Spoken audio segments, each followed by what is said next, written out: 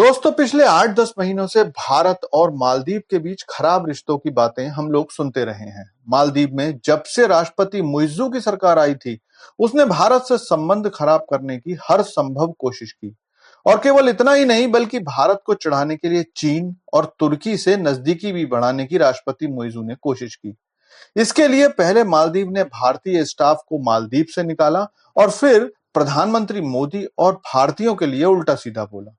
लक्षद्वीप वाली एपिसोड तो सब जानते हैं, लेकिन अब एक बार फिर मालदीव भारत की शरण में आ गया है और एक बार फिर भारत से अपने संबंध सुधारने के लिए घुटनों पर आ गया है। दरअसल खबर निकलकर सामने आ रही है कि मालदीव भारत को अपने 28 आइसलैंड पर पानी और सीवरेज प्लांट लगाने के लिए आमंत्रित कर रहा है।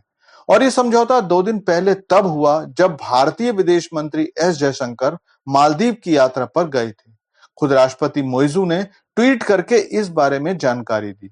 तो चलिए जानते हैं कि सारी खबर क्या है, लेकिन उससे पहले आपसे रिक्वेस्ट है कि चैनल को सब्सक्राइब कर लीजिए, क्योंकि यहाँ आपको डिफेंस, फाइनेंस और फॉरेन पॉलिसी पर वीडियोस रोज मिलते हैं। तो दोस्तों, पिछले 8-10 महीनों में हर दूसरे महीने कोई ना कोई चीनी जहाज मालदीव में आकर हिंद महासागर क्षेत्र में भारत की जासूसी करता रहा है। जब भी भारत ने मालदीव से इस बारे में बात की, भारत को निराशा ही हाथ लगी। इसी तरह मालदीव ने चीन को खुश करके भारत को नाराज करने की भी हर संभव कोशिश की। लेकिन अब मालदीव की अकड़ ढीली होने लगी है, और ऐसा इसलिए हुआ है क्योंकि जिस चीन से मालदीव की राष्ट्रपति को बहुत ज्यादा उम्मीद थी, उन्होंने वही किया जो वो हमेशा करते हैं, और वो है धोखा।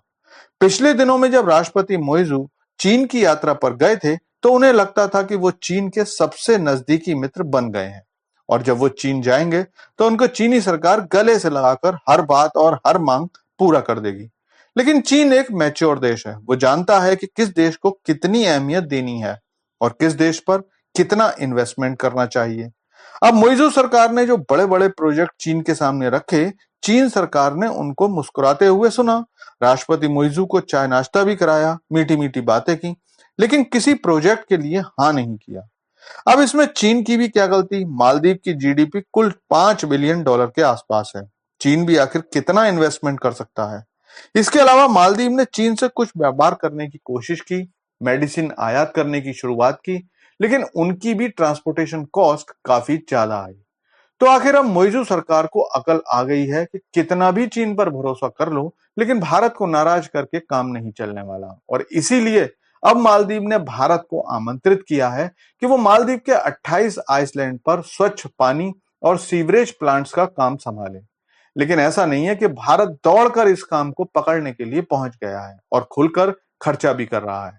भारत ने भी मालदीव को दी जाने वाली सहायता कम कर दी है, और उसी में से ये सारा काम भारत करने वाला है। दरअसल मालदीव बहुत छोटे छोटे आइसलैंड से मिलकर बनता है। मालदीव इन सारे द्वीपों को पर्यटन के लिए विकसित करना चाहता है।